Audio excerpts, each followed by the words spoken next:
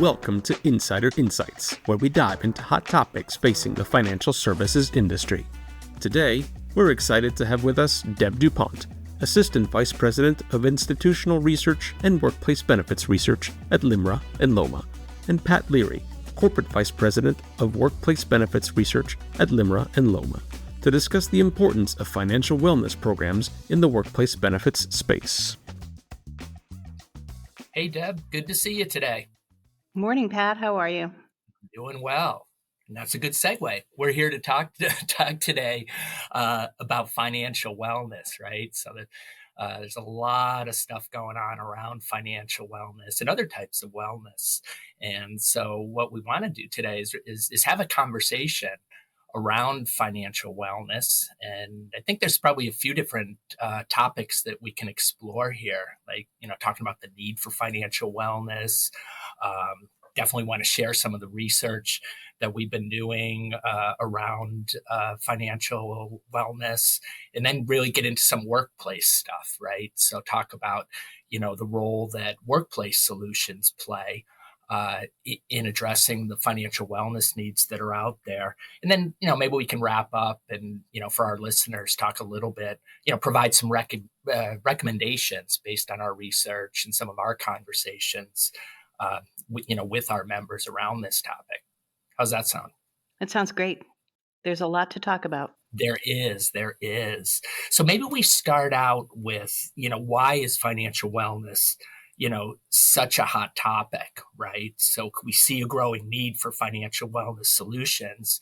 So maybe we talk a little bit first about, what's behind that. So like from your perspective, what are you seeing as to what's driving that?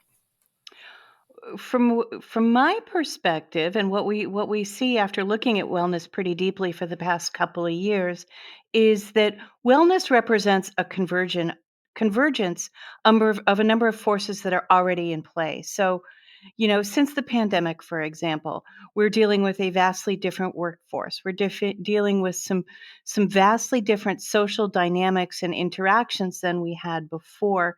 And I know we're going to end with the workplace, but it's a good place to start as well, because that is right now we're dealing with a post-pandemic, multi-generational workforce.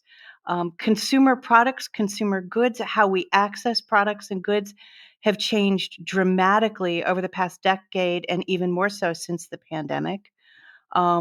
We have issues of housing affordability that are threatening consumer financial literacy. We have questions of student debt, the crushing burden of student debt for many people, and then the uncertainty around it. Do I owe this now? Oh, today I do, tomorrow I don't. What's going to happen in the future? What's going to happen with Social Security, inflation, the price of groceries? All of these things factor into financial wellness. And what we're seeing is that you can't segment financial wellness from other types of wellness, that they're all holistically interconnected. So we do like to look at emotional factors and physical or health-related factors as well. Because as I said, they are all interconnected. We find there's a strong correlation. And how they play out in our own lives and in the workplace are huge questions right now. Definitely. And I think, what we're seeing is almost like a perfect storm of some things that are happening around, we know the pandemic drove needs around some of the behavioral and mental and emotional wellness needs. But some of as you know, I'm an economics nerd, so I always like to talk about economics. But you mentioned things like inflation and rising cost of living. I went grocery shopping yesterday. Eggs, I'm like, oh my God, look how much eggs cost now, right? So no omelet this weekend, right? But, bag of chips, it's like $6 for a bag of chips, right? So people are seeing this, every day. And the rate of inflation is coming down, but prices are still really high, right? And you mentioned, real estate. So I think young people in particular are getting hit by this, right? We're seeing, like you said, student loan debt, but real estate prices are going through the roof, right? Rental costs, right?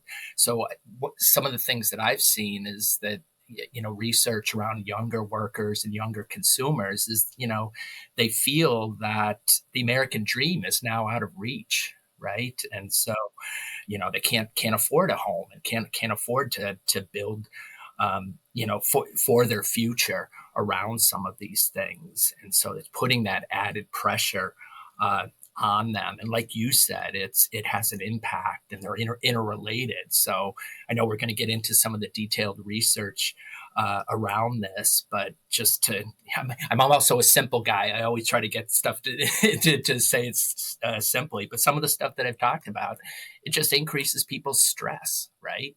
So the pressure, the financial pressures that folks are under, it just stresses you out, right? When you go grocery shopping and see the costs, and you're like, oh my gosh, I got to put this off. I got to put this on the credit card. So it's kind of a snowball effect there, right? Well, that brings up a really good point too. It does increase your stress. The average pressures, and we do find in our research that sort of just meeting day-to-day demands is a significant cause of stress. Take the grocery example because that impacts everybody, right? It causes stress financially, certainly, but there's an emotional component to that too. What happens to your blood pressure over time with the extent of that? If you've got financial difficulties, that's gonna affect you mentally, it's gonna affect you emotionally, and in turn, that will have physical impacts on you as well. Exactly. Exactly. And I think, as we talk about this perfect storm of, there's these needs, these economic factors that are impacting wellness, there's this interrelationship between the different types of wellness. I think another contributing factor here is consumer and worker financial literacy, and frankly, the lack of financial literacy. So it kind of feeds on it, right? As these pressures, these financial pressures are impacting consumers and workers and younger workers in particular, they don't know how to deal with it, right? So that also feeds on it and speaks to the need for financial wellness solutions. Right, right, and to the point we keep talking about consumers and workers, but the bottom line is that these all of these factors can have an enormous impact in the workplace, and we see that workers are distracted by financial issues. They can be distracted by emotional and physical issues. So it's a very real issue as it impacts productivity and presenteeism for employers, which I think creates a great opportunity for those entities Absolutely. that are, yeah, benefits providers, for example. Exactly. And I think it's a combination of benefits, it's a combination of education and around finances and financial literacy. Because one of the things that we talk about younger workers in particular here, and I always love, when you see those the information on things like the time value of money. Oh my gosh, if you put $50 away every paycheck for 20 years, 30 years, you're going to end up with this big pot of money. And, here's the impact of credit card debt and how that erodes your financial wellness. And, young workers and young consumers in particular, I'm thinking, oh man, if they just knew this, right? If they just knew this and they could set themselves up for success and be able to, be vigilant about their finances and be educated and be able to make some of the right decisions. That all feeds into this concept of financial wellness and the broader wellness impacts that are out there. Particularly very good points, and, especially with respect to the workplace, wellness is addressing wellness. It isn't a one-shot solution. It's a combination of what products, what benefits are available to help alleviate certain situations or to help protect from certain situations or to plan for certain situation. What tools do we make available? What education is available? What are the services, the additional services? Do you have access to support through the workplace? And Right, and face it, right. most of us spend so much time at work that it's a Too logical much time. place. We spend too much time at work, right? Yeah, I mean, it's a logical place to access these things, and we do find that there's almost an elegant story about how workers are looking to their employers to help them out with this. Right. They Right. absolutely would think that employers should provide those benefits, but also the other services that go into true Yeah. wellness. Absolutely. So let's hold on that because I do want to first share some of the great research you did. Right. So as we at LIMRA started looking at financial wellness, Deb came up with this great idea that hey, we ought to create an index to kind of measure the levels of consumer and worker wellness and start tracking it over time. And it's pretty cool. You know, we did the pilot study a couple of years ago, and now we've updated some of that research. So as researchers, this is where we're like, oh, this is great. Now we can start, measuring some trends, right? So, Deb, tell us a little bit about kind of the wellness index and kind of some of the results you're seeing around that. Sure. Well, as you say, 2 years ago was the inaugural year. I'm sorry, now it's 2025, so let me start that Right. thought Happy again. New Year. In 2022, we introduced the LIMRA Financial Wellness Index, and it's a number, so it's a great place to start a conversation, right? So, on a scale of 1 to 10, with 10 being super, super healthy, I'm in great shape, and 0 being I'm in really dire straits, where do consumers fall? Where do workers fall along that index? And back in 2022, most folks fell a little over midway, so say a 5.57 out of 10. That's okay, it's not great, and there's still lots and lots of room for improvement. We're talking about consumers there, but workers are very similar. That number dropped by 11% in the ensuing 2 years. So that's really interesting. There are certain we also have a similar number along that spectrum for women, for men, for Gen Z, for all these different populations. So we can take a look at how these consumer and worker populations stack up against each other, and by digging a little bit deeper, we can also um, by digging a little bit deeper, we can also arrive at some serious insights for how to help them. Where do they need the most help? How do they want to get that help? What are their greatest causes of stress? No doubt that yeah, I know when we saw those results, and it's like, oh my God, it actually came down. And then as we were talking about it, some of the other factors we're talking about, well, think about it: inflation, interest rates, mortgage rates, those financial pressures. They really haven't let up for consumers. So that was, I know, one of the things we talked about as to, why we felt it tick down a little bit. Right. And going to develop that index, we did look at a number of different factors as well. So there are sort of three main pieces to it. The first is emotional. What's your confidence in your financial literacy in your own situation? Um, the second is practical and current. Where are you now? Can you pay the bills? Can you set some money aside? How do you feel about that? And then the third component is forward looking. Can you plan for the future? Are you able to save for retirement? Are you able to set something aside to meet those long-term goals? So all of these things combine to create the LIMRA Financial Wellness Index. Yeah, no, I think, yeah. So that financial literacy component comes into that last one you said, right? Kind of the ability to plan for the future, right? Sure, absolutely. And with confidence and knowing what you're Right, doing. right, yeah, right. That's important too.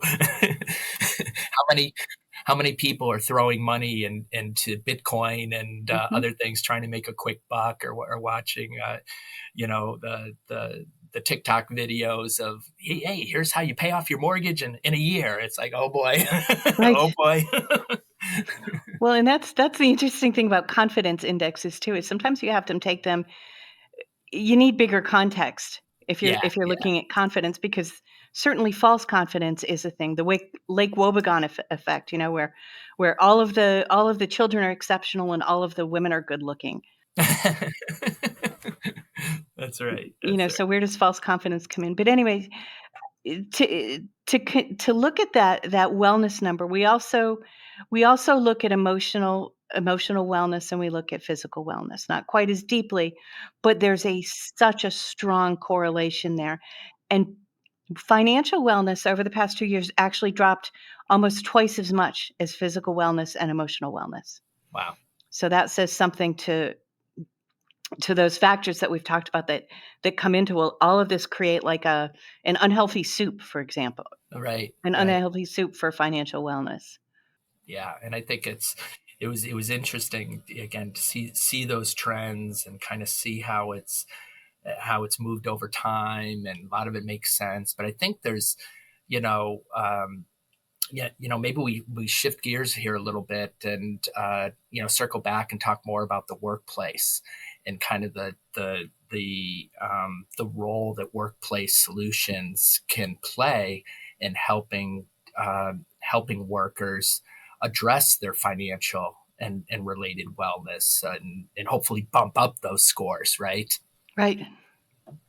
So one thing I know, and you touched on this earlier, Deb, but when we did our research around this, we found that the wellness levels has an impact on things like worker productivity, whether they like their job, turnover, absenteeism. It was a nice little correlation that we saw that you know workers who scored higher on the index, right, who were more financially well, they scored high. They said that they found it easy to focus on work and higher productivity and lower turnover, right? Versus those who were stressed out, right? That were financially stressed out and scored lower on the index, right? So, kind of the takeaway there is that financial wellness levels, they have a direct impact for employers. The workers' financial wellness levels has an impact for employers on workforce turnover productivity. So they have a vested interest in a quote financially well workforce, right? Absolutely, and employers can do something about it too. That's the interesting thing as well. And they have a vested interest in doing so. A vested interest, and there can be some serious benefits for employers for making that effort. Um, we talked earlier about employees seeing a natural fit with workplace solutions. They absolutely look to their employers to help employees address. I'm sorry. Employees absolutely do look to their employers to help them address their financial wellness. And I had a thought, and I Yeah. apologize.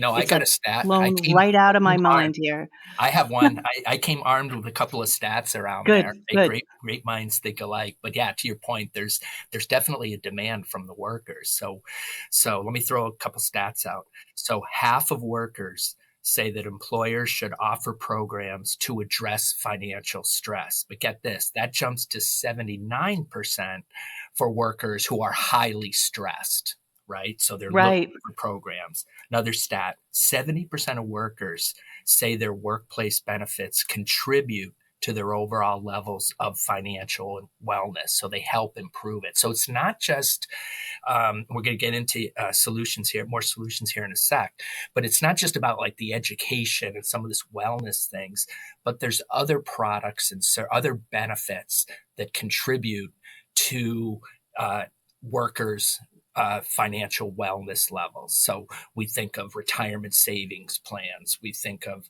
debt assistance plans, we think of life insurance, disability insurance. Having those protection products in place really help a worker feel good about where they are financially, right? Absolutely, and when you think about the spend that employers do have on benefits, which is Yeah. can be substantial, when you ask workers who participate in a wellness program versus those who do not, right? About the impact of benefits on their financial security, and you find almost double the number of workers who participate in wellness say that those benefits are more effective in Wow. addressing their financial wellness. Wow. So, you know, having a wellness program certainly increases the efficacy of your benefit spend in the first place. Exactly. Exactly. The same holds true, by the way, for emotional wellness programs and for physical and health related wellness Yeah. programs. So there's a definite link there. Satisfaction with those programs is also extremely high among Yep. workers. Yep. Yep. No, I remember seeing that as well. Yeah, and especially those that are utilizing and needing them, right? Uh, and Exactly. and I It's think high.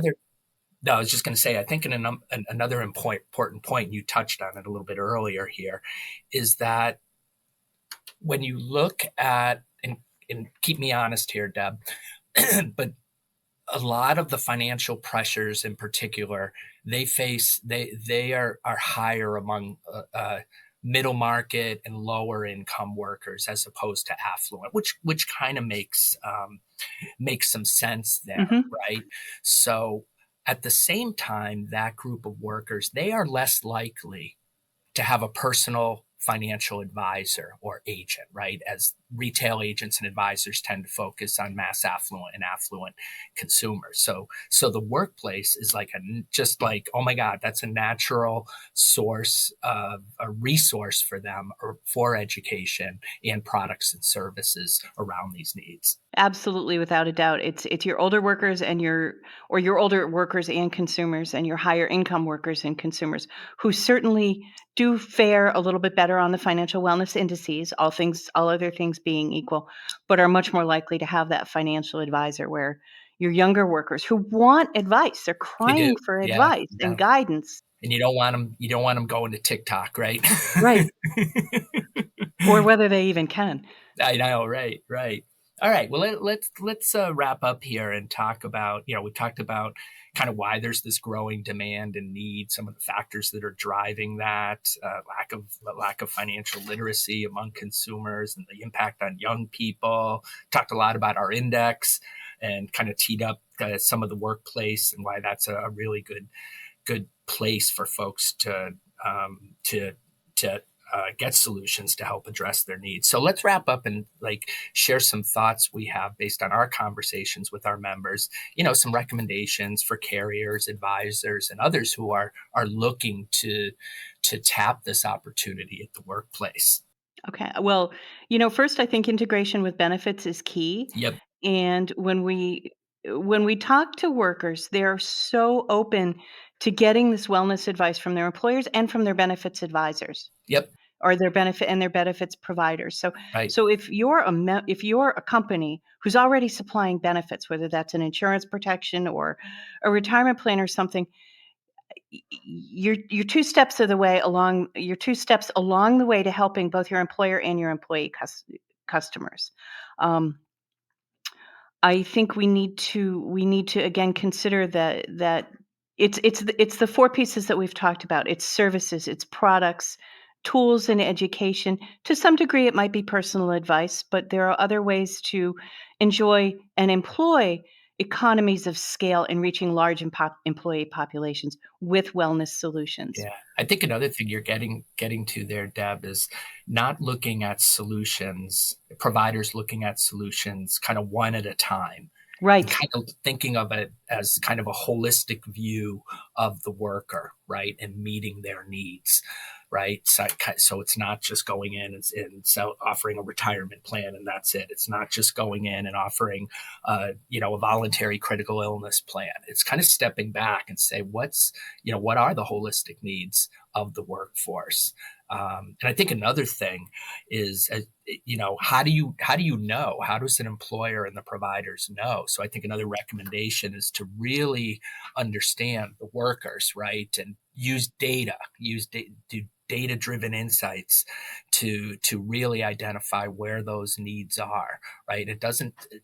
Frankly, it doesn't have to be this real technology, crazy technology solution to do predictive analytics. That's all cool and fun, but do focus groups with your workers, right? Right, Find right. out what they are. Take a look at the demographics of your workforce. Do you have an older Exactly. workforce, a younger workforce? We know the benefit needs are different and around wellness and related benefits. Really get a good understanding of what worker needs are, and look to help provide solutions to address those needs, because as we talked about, that impacts productivity, satisfaction, absenteeism, turnover, all that good stuff.